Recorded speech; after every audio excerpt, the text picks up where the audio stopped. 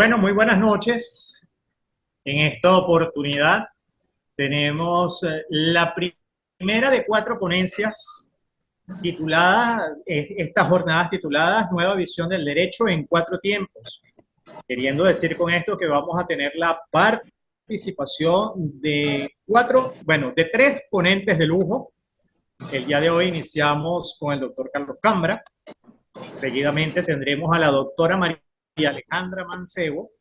La tercera ponencia será con la abogada magíster Esther Alfonso Rivero.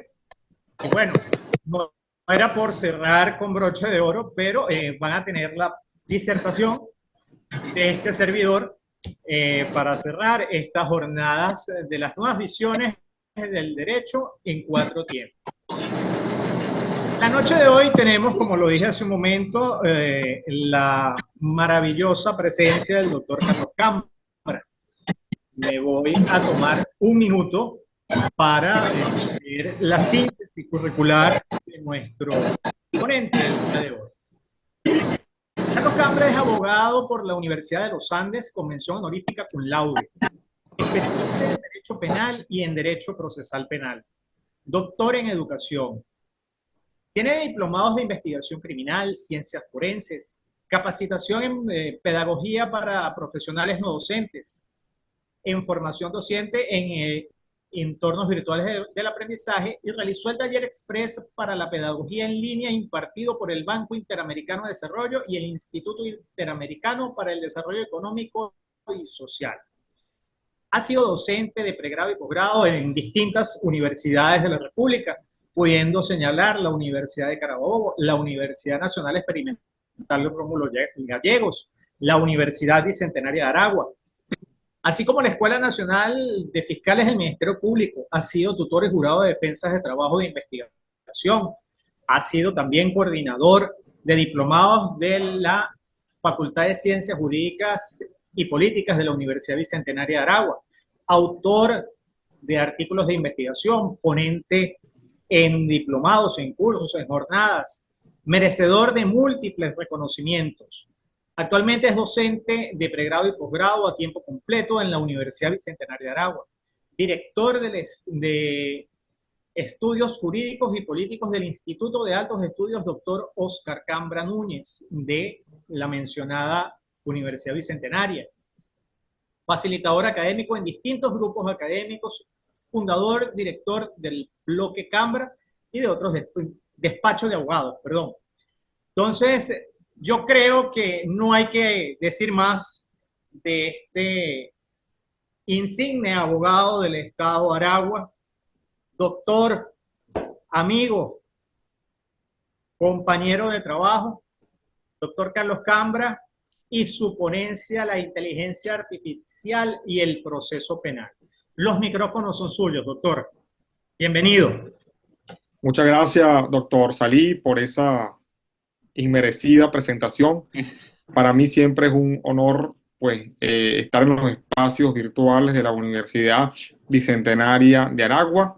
Y bueno, en compañía, como decías tú, de tres colegas maravillosos. Uno eres tú, la doctora Mancebo y la doctora Alfonso, en esta actividad que está formada por 4 ciclos, 4 etapas de conferencia, y entiendo que después va a salir una producción intelectual escrita que tú vas a coordinar directamente. Gracias, Rafael, por esa presentación. Y bueno, el tiempo es oro. Iniciamos entonces. Muchas gracias a todos los que están presentes.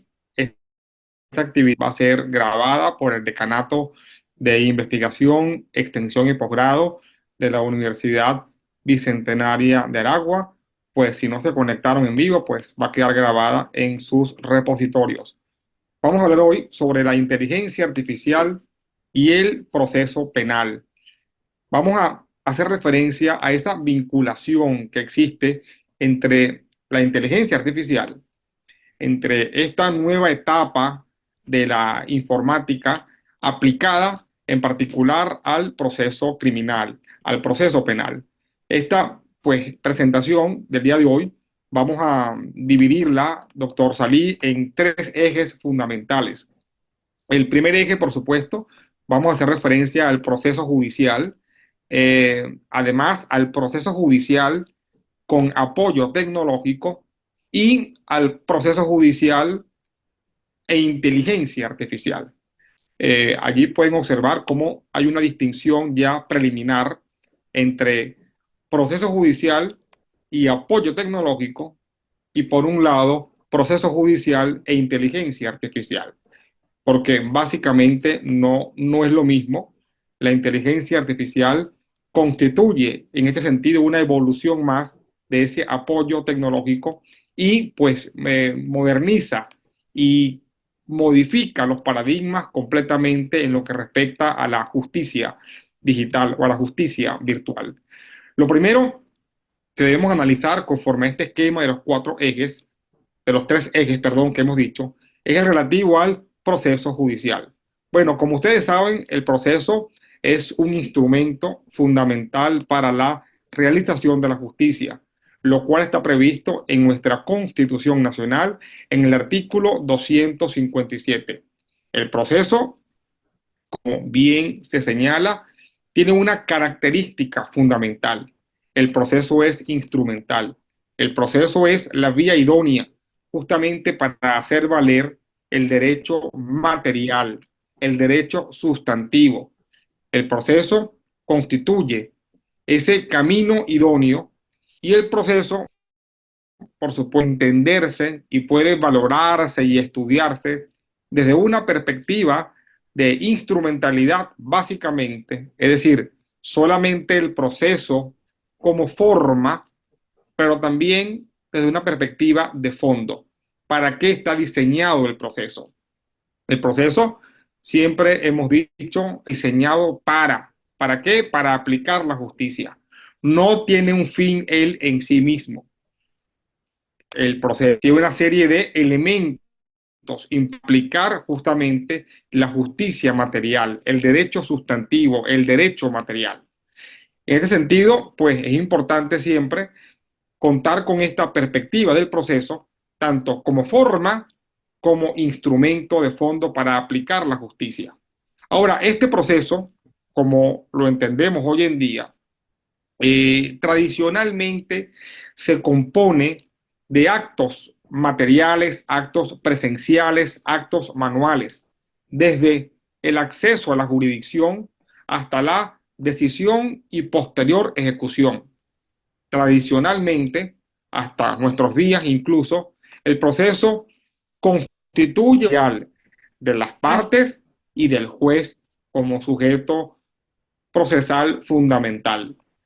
Desde, como decíamos, el acceso a la jurisdicción a través del ejercicio de la acción correspondiente y la pretensión respectiva en materia civil, por ejemplo, con la presentación de la demanda, en materia penal con los actos iniciales de la fase investigativa, hasta una decisión de mérito, de fondo, que resuelva la controversia. Desde ese inicio hasta el final, la mayoría de los actos procesales tradicionalmente son pues presenciales y además se establecen de forma tangible y en papel. Eso es como en los últimos tiempos, incluso hasta nuestros días. Sin embargo, hemos dicho en reiteradas oportunidades que vías de información y comunicación, las llamadas TIC, han reorganizado la forma en que los seres humanos se comunican. Y no escapa de esto, por supuesto, la ciencia del derecho. El derecho, que es una ciencia eminentemente social, pues copia los modelos. Bueno, pues las tecnologías de información y comunicación han reorganizado la forma en que nos comunicamos y esto ha incidido fundamentalmente en el derecho. Ciertamente, como dice bien el español Jordi Nieva Fenol, el derecho ha estado un poco rezagado más bien con el uso de las tecnologías. Bueno, por esa característica propia del derecho que siempre está arraigado a la tradición. Los abogados, los que nos dedicamos al derecho, la ciencia del derecho, ¿no? Normalmente siempre está arraigada, siempre está pues vinculada con la tradición y ello ha generado una especie de pues retraso del derecho en el uso de las tecnologías. pero en los demás aspectos de la vida vemos cómo las nuevas tecnologías han pues abrazado normalmente el comportamiento humano. Uno se comunica durante un día con 100 personas más que los que hace de forma presencial. Pues ese comportamiento humano está incidiendo y ha reorganizado el derecho. Lógicamente, desde hace ya algún tiempo, pero la pandemia aceleró ese uso de las tecnologías de información y comunicación. Recordemos que en el 2020, con la declaratoria de pandemia por la Organización Mundial de la Salud, pues y las medidas para mitigar y erradicar los efectos de la misma, pues se tomaron unas medidas de aislamiento de las personas, obligaron a una paralización de la justicia. En este caso, en el caso venezolano, pues los tribunales venezolanos dejaron de despachar por algunos meses porque justamente el proceso está concebido en Venezuela de forma tradicional, con actos presenciales, actos tangibles y en papel. Eso, por supuesto, que aceleró, fíjense que colocamos allí una especie de ignición, eso aceleró el comportamiento y la comunicación a través de la telemática, a incorporar de alguna manera las tecnologías de información y comunicación en el proceso judicial. Decíamos antes que estábamos rezagados, el derecho estaba rezagado en ese uso de las tecnologías, pero la pandemia llamó la atención de la necesidad de utilizar esas tecnologías. Por supuesto, en esa oportunidad, pues se decretaron una serie de resoluciones del máximo tribunal de justicia. La jurisprudencia jugó un papel también fundamental. Se activó pues algunas audiencias telemáticas, se activó, por ejemplo, en materia civil, el despacho virtual y se inició un movimiento jurídico en Venezuela, pues encaminado a establecer la necesidad definitiva de adaptar la justicia venezolana a las nuevas tecnologías de información y comunicación. Sí es cierto, hemos dicho en reiteradas oportunidades, que ya el derecho positivo venezolano tenía pues elementos de justicia digital. Teníamos, por supuesto, una ley de mensaje de datos y firmas electrónicas, tenemos una ley de infogobierno, además que la propia Constitución Nacional pues prioriza el uso de las tecnologías, pero la realidad es que eso no estaba suficientemente palpable. Fue la pandemia, sin lugar a dudas, el uso de las nuevas tecnologías. Pues estos fueron como los mecanismos, digamos, que han obligado a reorganizar el proceso judicial y a generar definitivamente un cambio de paradigma. Venezuela está o estaba en la cocina del mundo respecto a la justicia digital. No solo Venezuela, también Iberoamérica. Durante los años anteriores y a partir de la pandemia, organizamos una serie de actividades, de eventos jurídicos para evidenciar en qué estado estábamos los países de Iberoamérica. Hicimos congresos, jornadas con ponentes y juristas de España, de Perú, de Colombia, de Ecuador, incluso de Cuba, para ver cómo estaba la justicia iberoamericana en relación a su reorganización en lo que respecta a la aplicación de las tecnologías de información y comunicación. Y nos dimos cuenta que estábamos en la cocina del mundo respecto a países como Estonia, que está bien avanzado. Incluso hicimos una actividad con Estonia en alguna oportunidad para ver cómo se aplica allá la justicia digital, o países como China, la misma Rusia, los Estados Unidos también, pues que ya estaban mucho más avanzados y están mucho más avanzados en lo que respecta al derecho informático, al derecho procesal, pues alimentado con las tecnologías de información y comunicación. Eh, Eso definitivamente pues, nos obliga a pensar que pues, debe impulsarse, debe tramitarse definitivamente un camino hacia la transformación del proceso judicial. El proceso judicial debe ser un instrumento verdadero para la realización de la justicia, como decíamos inicialmente, y sin lugar a dudas si colocamos allí el elemento de las tecnologías de información y comunicación, de las TIC, de las nuevas tecnologías, definitivamente procuramos la celeridad procesal, de la ley en los trámites procesales, pues la garantía contra la corrupción, porque hay más evidencia de la actividad jurisdiccional, queda una traza de la evidencia de esa actividad jurisdiccional. Entonces, definitivamente debemos procurar hacer una transformación del proceso judicial con estos elementos de las tecnologías, de las TIC, ahora, pero debemos pensar que esto no debe afectar para nada las garantías procesales y constitucionales. Así pues, si bien es cierto que debemos procurar una transformación del derecho, debemos pasar de una justicia meramente presencial y manual a una justicia digital, debemos pensar siempre que esto debe prosperar, debe aplicarse sin afectar las garantías procesales y constitucionales. Ahora, para analizar si esta aplicación de las TIC en el proceso, para analizar si incluso la inteligencia artificial pudiera afectar ciertas garantías procesales y constitucionales, hay una interferencia allí. A Rafael, hay una interferencia, hay un micrófono abierto, creo yo. Bueno, decía que para analizar si las nuevas tecnologías de información y comunicación pues pudieran o no afectar pues las garantías procesales y constitucionales dentro de un proceso judicial, lo primero que debemos hacer es una revisión de pues de cómo están conformados los actos procesales y quizás hacer una división, una clasificación previa de la actividad jurisdiccional. Esa actividad jurisdiccional, la actividad procesal, los actos procesales, pudieran clasificarlos preliminarmente en dos grupos. Están los actos de simple trámite, actos que no requieren un razonamiento de fondo, llamados por el autor Jordi Nieva Fenol como actos de aspecto externo, y están los actos complejos que requieren un razonamiento de fondo.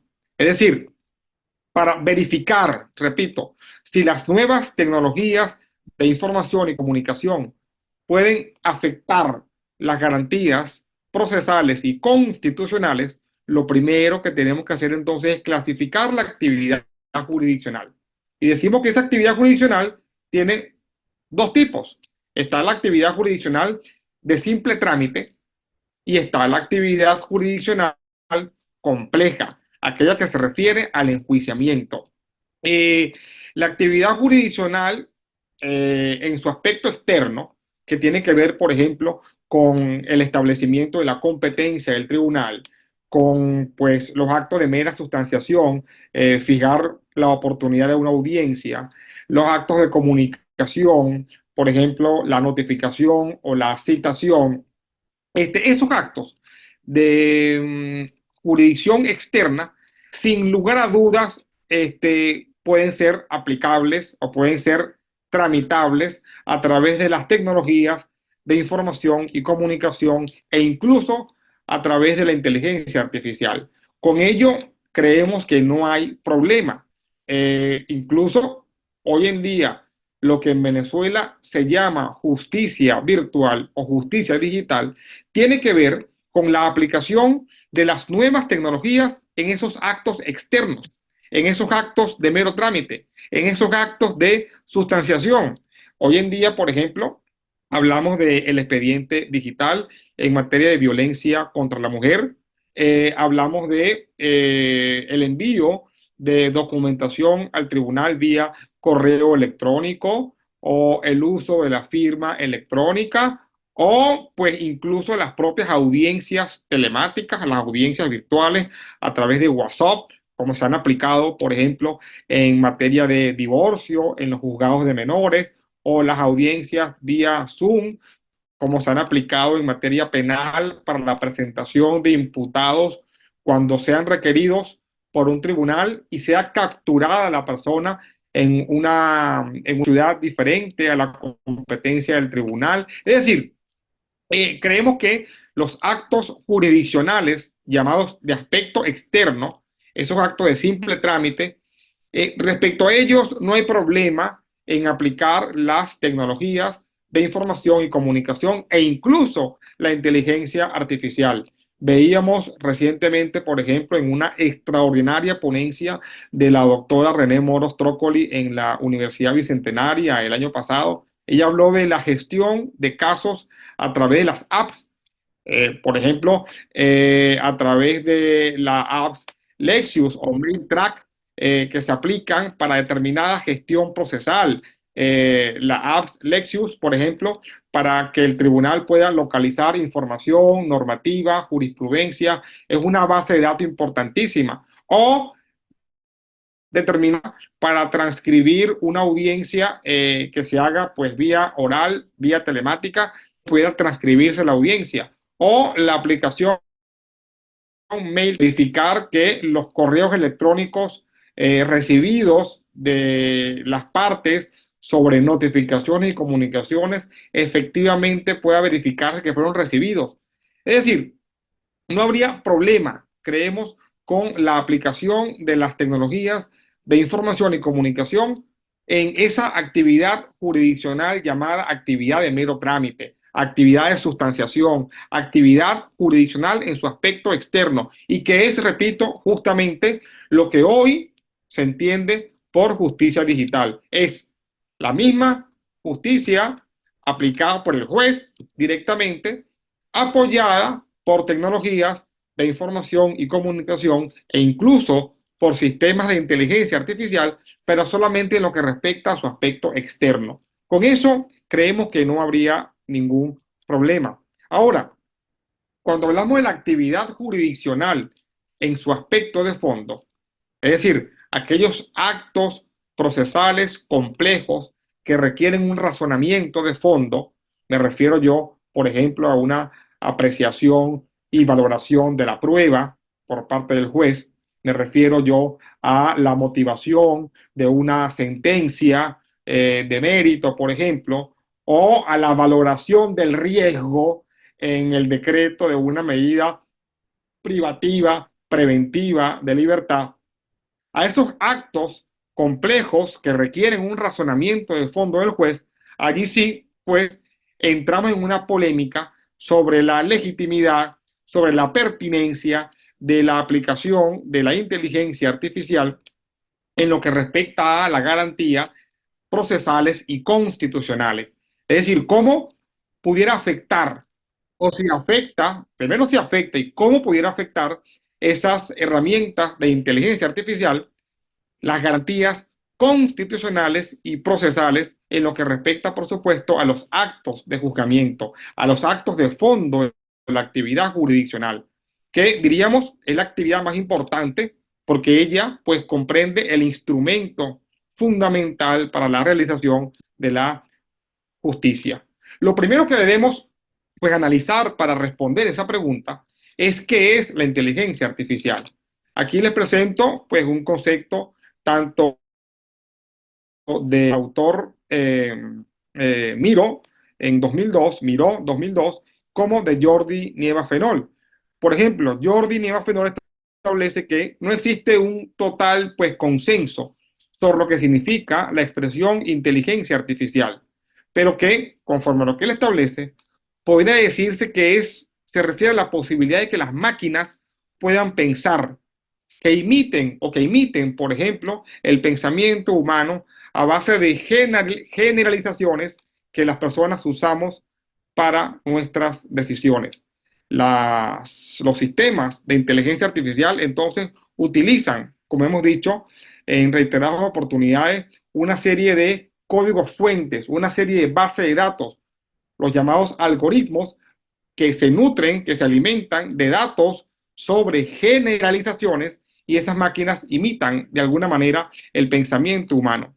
Ahora, la aplicación de esa inteligencia artificial en lo que respecta a la actividad de juzgamiento del tribunal, pues pudiera eventualmente incidir en determinadas garantías constitucionales y fundamentalmente por dos factores fundamentales. Uno, en lo que respecta al funcionamiento de estas máquinas de inteligencia artificial por el secretismo que ella implica en la conformación de los algoritmos, en la conformación de los códigos fuente que le estas máquinas y además también por los posibles sesgos que pudieran comprometer de alguna manera los derechos fundamentales de las partes intervinientes en el proceso. Entonces, si aplicamos la inteligencia artificial o estos sistemas de inteligencia artificial que de alguna manera imitan o pudieran imitar el pensamiento humano, eso pudiera eventualmente traer algunas consecuencias en lo que respecta a algunos derechos fundamentales constitucionales y procesales de las partes intervinientes, decíamos, por la forma en que esas máquinas operan, por los algoritmos que alimentan esas máquinas, porque se refiere a, en algunos casos, el secretismo o la información pues secreta que existe sobre su configuración y además sobre los sesgos, los prejuicios que pudieran tener esos algoritmos que tienen que ver justamente con las directrices que fueron aplicadas cuando fue creado justamente ese sistema de inteligencia artificial. Para más o menos ilustrar un poco esto, cómo pudiera incidir la inteligencia artificial en el proceso de juzgamiento y cómo pudiera afectar esto determinadas garantías procesales y constitucionales, pues les traigo a modo ilustrativo un pequeño ejemplo con el caso especial de la medida preventiva privativa de libertad, pues establecida en el Código Orgánico Procesal Penal. Pues como ustedes saben, para que el juez penal pueda decretar una medida privativa, preventiva de libertad, deben darse tres condiciones fundamentales que están establecidas en el Código Orgánico Procesal Penal. Pues la primera, que exista un hecho punible que merezca pena privativa de libertad y que la acción penal no se encuentre evidentemente prescrita. Es decir, que el delito objeto del proceso primero merezca una pena privativa de libertad. Tiene esto que ver, por supuesto, con la proporcionalidad, pues no podemos aplicar una medida preventiva más grave que la potencial pena aplicable a ese delito objeto del proceso. Y además que esa acción penal, que esa persecución penal a cargo en los delitos públicos del Estado no esté evidentemente prescrita. Además, que existan fundados elementos de convicción que comprometan la responsabilidad penal del sindicado, del imputado. Es decir, que existan suficientes elementos a cargo, en este caso del Estado, que puedan comprometer esa responsabilidad del imputado en ese proceso. Y por supuesto, que tiene que ver con un juicio de proporcionalidad con una presunción razonable del peligro de fuga o de obstaculización. Bueno, que ese sindicado, que ese procesado, pues no vaya a sustraerse del proceso, no, o que estando en libertad, él esté obstaculizando el proceso. Entonces, si tenemos un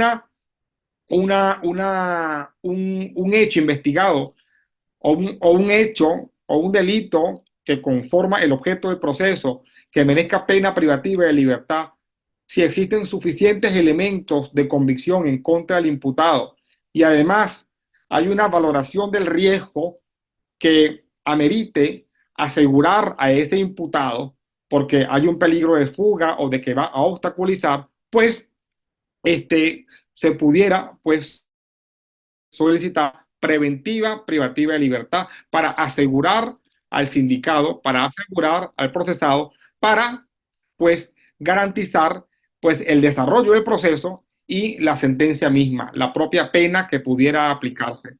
Ahora, cuando un tribunal pues evalúa esa solicitud de un decreto de medida privativa de libertad, preventiva de libertad, pudiéramos valorar rápidamente cómo actúa el juez en estas causas. Y sobre todo cuando se trata de una causa que está iniciando, que está en la fase incipiente, en la fase de investigación, iniciando la causa. Diríamos que en la mayoría de los casos, ese juez, por ejemplo, de control, a quien se le solicita una medida privativa preventiva de libertad en contra del imputado, ese juez inicialmente pues actúa con un desconsolador vacío sobre el riesgo procesal. Sí, Rafael. Mi estimado doctor Cambra, nos queda un Dígame. minuto en la sala. Ok, Entonces, vamos a aprovechar este minutico para informarle a todos nuestros participantes que, bueno, la Universidad Bicentenaria de Aragua tiene un problema técnico con el Zoom y necesariamente debemos salir e ingresar nuevamente para dar continuidad a la parte final de la ponencia y poder hacer el ciclo de preguntas y respuestas. ¿Ok?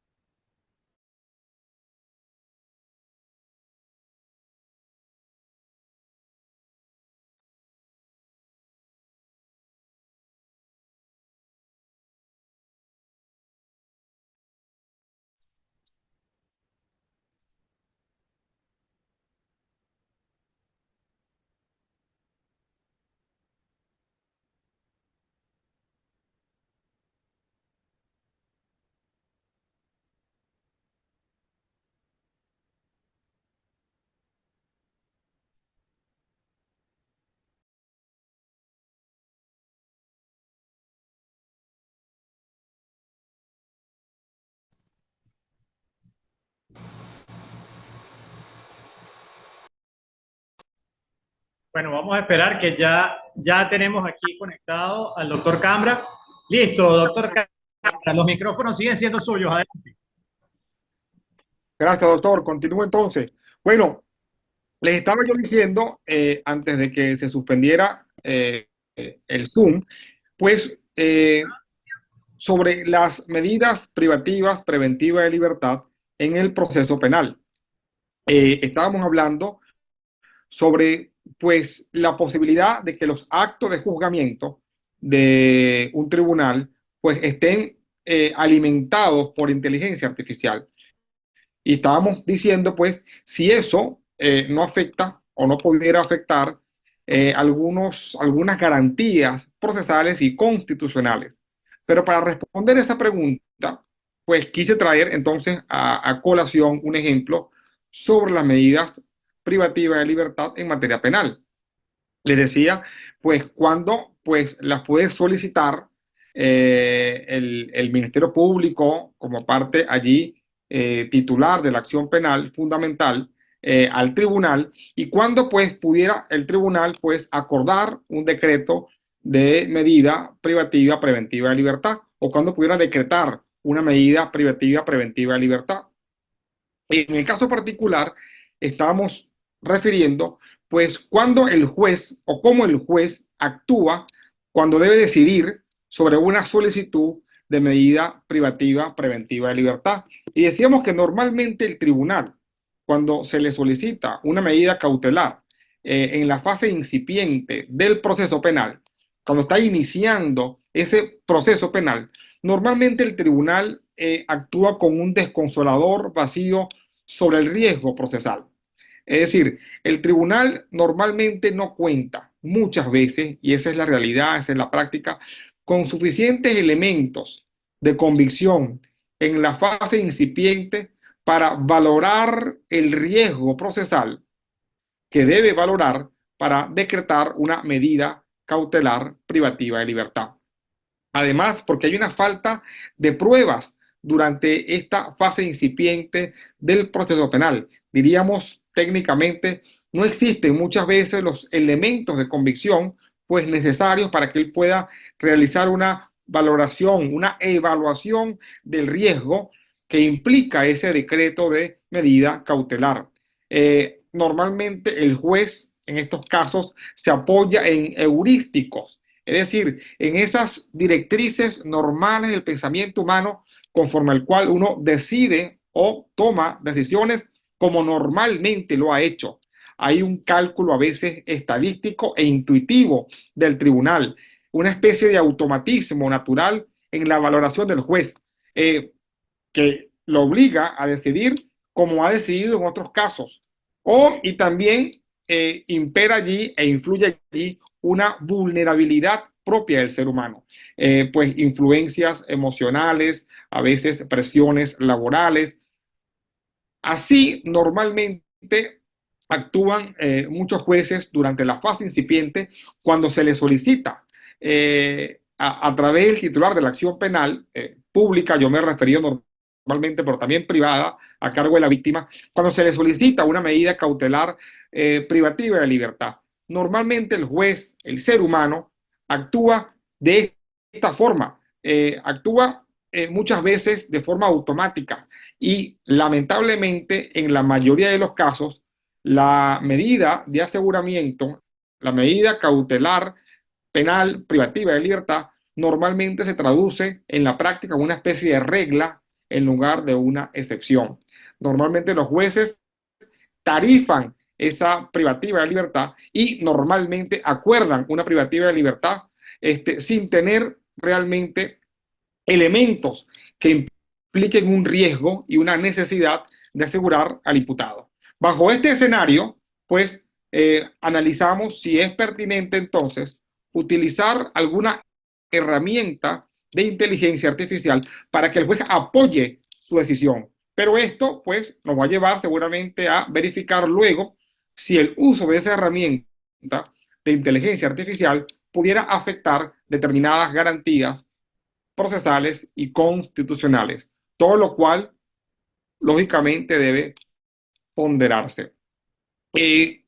Sin lugar a dudas, decíamos entonces, si el juez actúa de esta manera y normalmente existe allí un error humano en esa evaluación del riesgo, pues existe una utilidad de los sistemas de inteligencia artificial. Ya a priori, de forma preliminar, pudiéramos decir que hay una utilidad, hay una necesidad de que el juez pudiera apoyarse en algunos sistemas de inteligencia artificial. No estoy diciendo que la inteligencia y esa herramienta vaya a sustituir esa actividad del juez de fondo, de juzgamiento, pero sí pudiera convertirse en un apoyo al tribunal, porque además ese sistema de inteligencia artificial, como funciona con una serie de datos, funciona a través de unos códigos fuentes que alimentan la herramienta, pues ya esa herramienta va a dar beneficios tanto desde un punto de vista general como desde un punto de vista particular.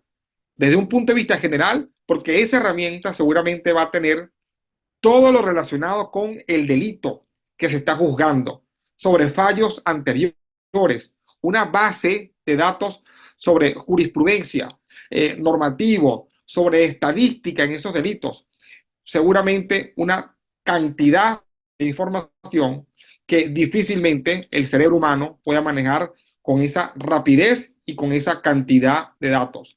Pero también, desde un punto de vista particular, esa herramienta de inteligencia artificial puede tener datos específicos del investigado, de su conducta durante el proceso, de su conducta predelictual o anterior al proceso, sobre las circunstancias propias del caso, es decir, del comportamiento y de la conducta de ese investigado durante ese proceso o anterior al proceso. Eso, por supuesto, esa herramienta de inteligencia artificial va a brindar, sin lugar a dudas, un pronóstico de mayor fiabilidad al tribunal, libre de afectaciones, libre de sesgos, juicios del tribunal, además con la valoración objetiva de ese potencial riesgo que puede implicar, por ejemplo, la libertad durante el proceso del sindicado y la necesidad entonces de asegurarlo durante el proceso.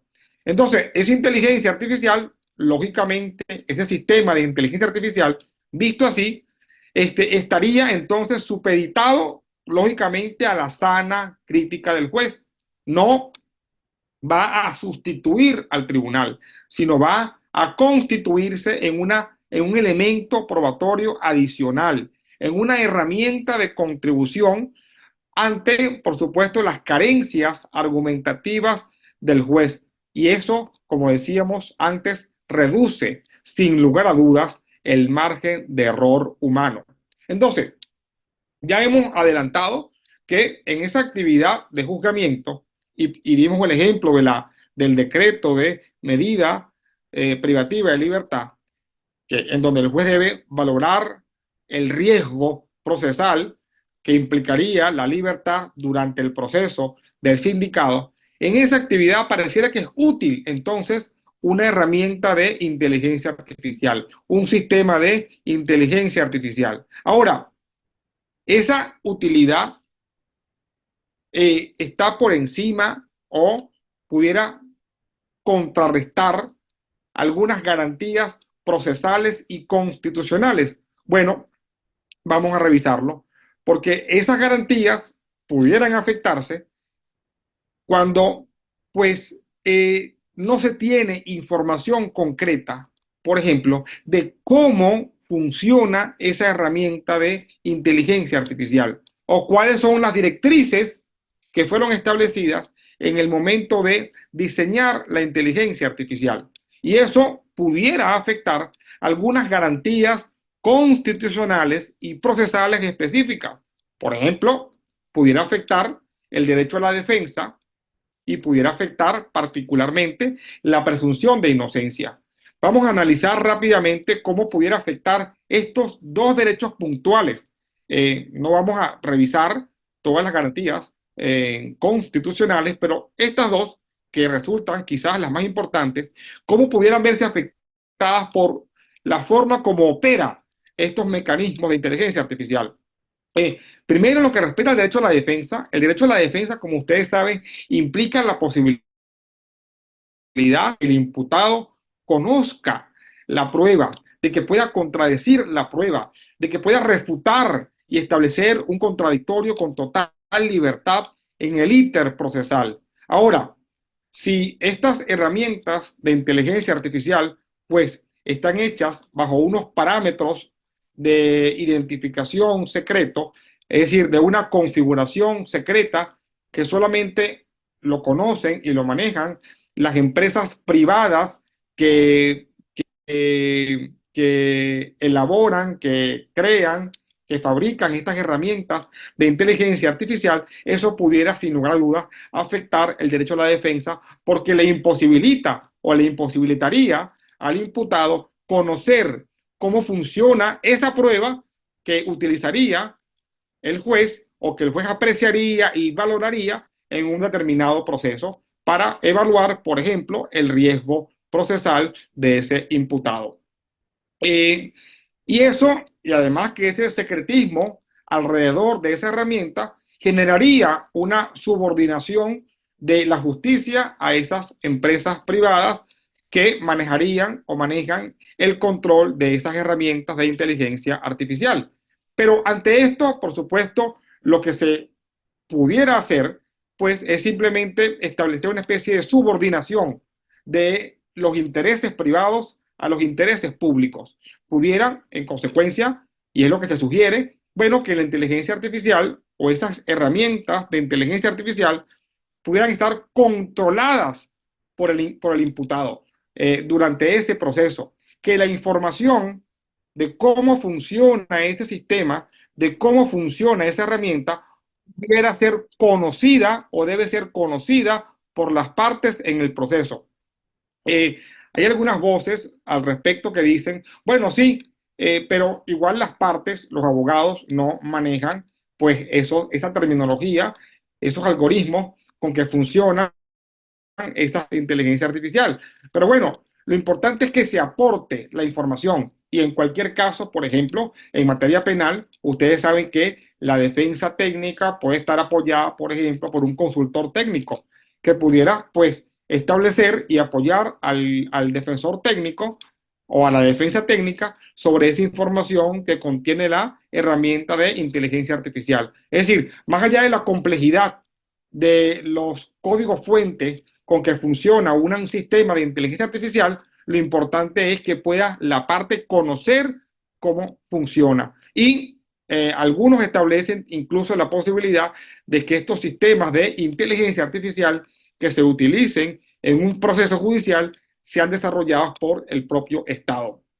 Yo creo que lo importante es que, más allá de que sean elaborados por empresas privadas, que la información allí contenida pues sea o pueda ser conocida por las partes intervinientes en un proceso determinado.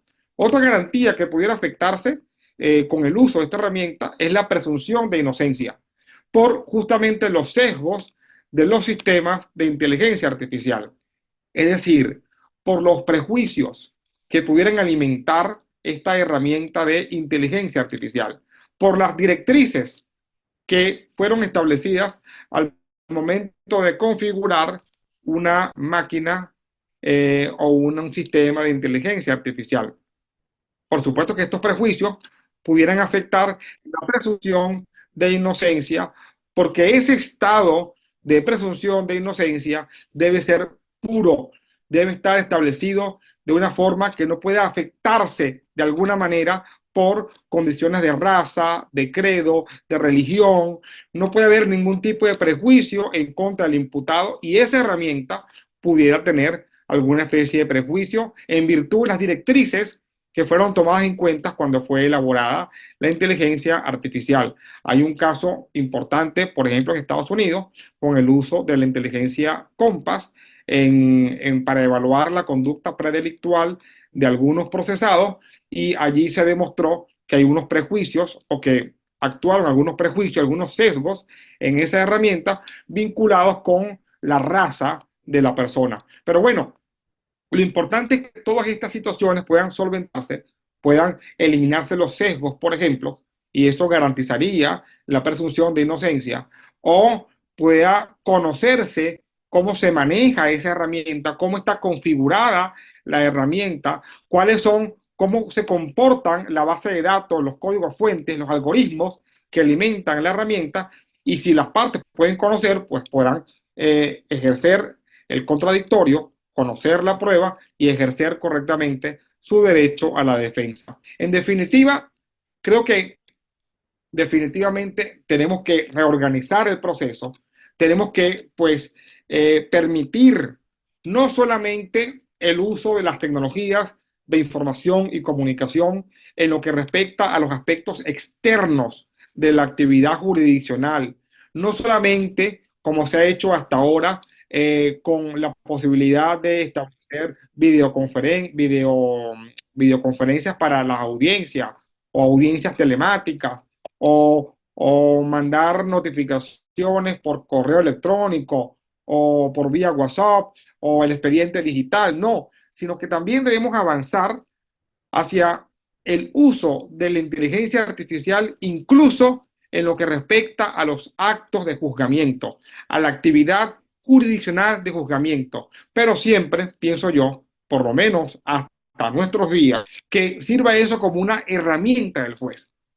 No se trata de sustituir al juez, sino que sea una herramienta para que el juez pueda aplicar con mayor objetividad el juzgamiento que comporta la actividad jurisdiccional de fondo. Además, que exista un revelamiento de los algoritmos que forman parte de ese sistema de inteligencia artificial. Lo que decíamos antes, que las partes conozcan, obtengan por lo menos la posibilidad de conocer cómo funciona el sistema de inteligencia artificial para poder atacar esa prueba si corresponde. Además, que exista una prescindencia total de sesgos, que se controle cómo las empresas privadas o el mismo Estado diseña esas máquinas, esos sistemas de inteligencia artificial.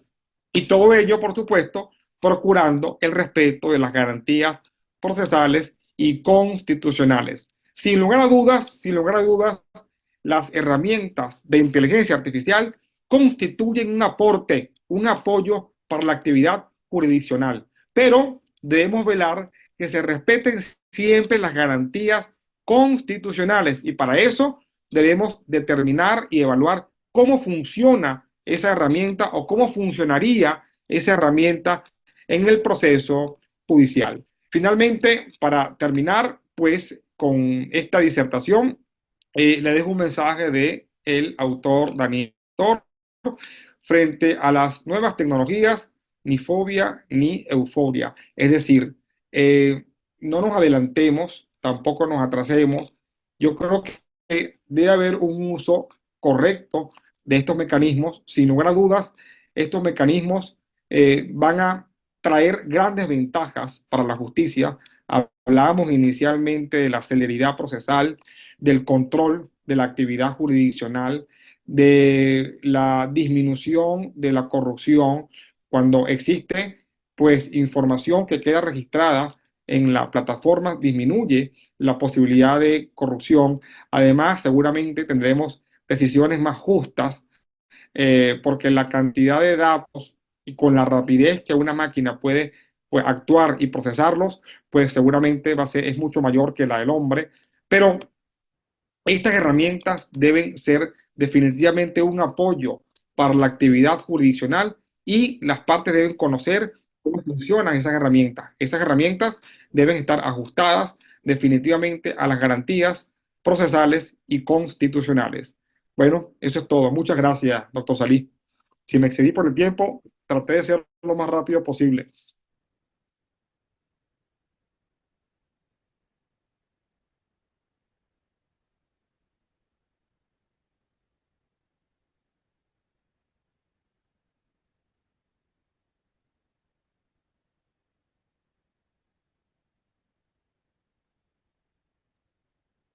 Buenas noches, estimado doctor Carlos. El doctor Salí pareciera que se le cayó la conexión.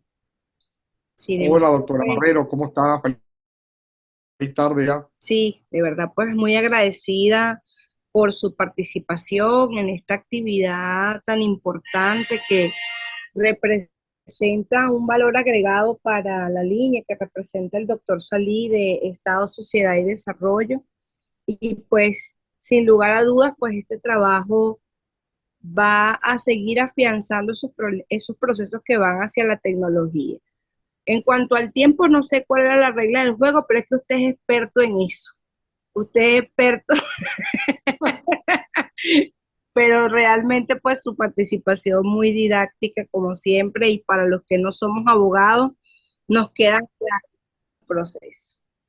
Gracias, Entonces, doctora. de Muchas verdad gracias. que un grato placer haberlo escuchado. Déjenme ver acá en el chat, aparentemente, ah, déjenme revisar aquí. Dice Juan Carlos Pérez Delgado, estupenda exposición, doctor Cambra. No pasará mucho tiempo para que veamos el proyecto de ley que regule el uso de las IA en los tribunales. ¿Qué opinión le merece a usted la aplicación Leysius? Decía, muchas gracias por la pregunta, saludos colega, extraordinaria, porque eso cuenta con una vasta base de datos sobre normativa, legislación nacional y comparada y jurisprudencia que el tribunal tiene a la mano de forma inmediata. Yo les daba, por ejemplo, a mis alumnos en materia procesal penal, les daba un ejemplo ramplón. Por ejemplo, yo les decía a ellos, multiplique por favor 4.582 por 3.224. Dígame cuánto es eso rápido. Y bueno, agarran un papel, un lápiz, ahí demora. Usted le da esto a una calculadora, es inmediato. Bueno, si usted como ser humano, como juez, tiene que tomar una decisión y tiene que revisar pues una serie de normativas, tiene que revisar pues los precedentes judiciales, tiene que revisar la jurisprudencia y doctrina, seguramente usted se va a llevar un tiempo en tomar esa decisión.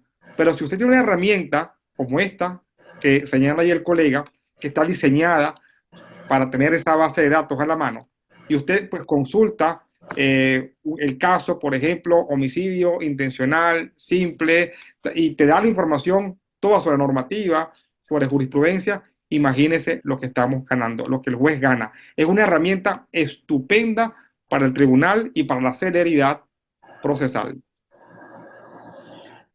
Gracias, doctor Carlos. Cualquier cosa, pues la persona que formuló la pregunta, si desea alguna aclaratoria adicional, lo puede hacer por el chat. Me indica nuestro colaborador de SETUBA que sí, efectivamente, el doctor Salís se le cayó la conexión. Entonces, no, mire, aquí le pusieron puros deditos para arriba. La respuesta, entonces, fue satisfactoria. Y eso Excelente que tomando información. en cuenta el tiempo, pues hice lo más rápido todo posible. Voy a leer la respuesta. Excelente información, estimado doctor Cambra. La inteligencia artificial puede contribuir al avance de modelos de gestión judicial para garantizar la transparencia de los datos en línea. Felicitaciones. También por acá le escribe Omar Martínez. Buenas noches, excelente disertación. ¿Pudiera considerarse que la IA limitar la labor creadora del derecho por parte del juez? Ya lo hemos visto en las plataformas de leyes. Bueno, pero limitar la labor creadora del derecho por parte del juez.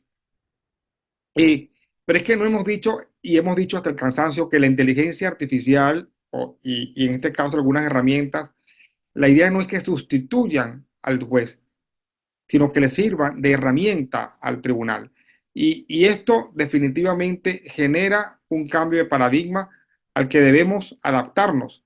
Yo creo que los cambios son positivos, las nuevas tecnologías llegaron para quedarse, la inteligencia artificial ya está en todos los aspectos y eso pudiera aplicarse para cualquier cosa. Es decir, como cuando llegó el vehículo y ya la gente dejó de caminar. O sea, la inteligencia artificial seguramente va a traer innovación, va a traer procesos más justos.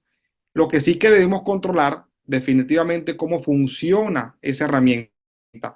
Como decíamos, para evitar los prejuicios, para evitar los sesgos y para evitar el secretismo. Que sea conocido cómo funciona, pero sin lugar a duda son más las ventajas que las desventajas. Yo no veo desventajas si se cumplen con las garantías procesales y constitucionales, como hemos dicho. Es una ventaja definitiva para el tribunal y trae una serie de ventajas para la justicia de cualquier punto de vista, desde cualquier punto de vista. De acuerdo, gracias, doctor. Le leo un comentario más de Nicolás Ramos. Dice, muy formativa e informativa el tema IA, muy actual y de mucha innovación en todos los procesos. Felicitaciones. Bueno, doctor, por los momentos acá en el chat no hay más,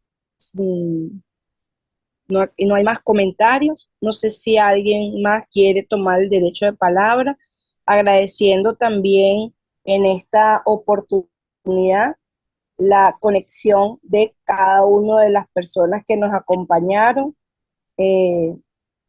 Realmente, pues, entiendo que este trabajo va a ser grabado y pues podrá ser replicado en otras plataformas, de tal manera de seguir contribuyendo a lo que es la formación en estos temas tan importantes donde hay mucha tela que cortar todavía.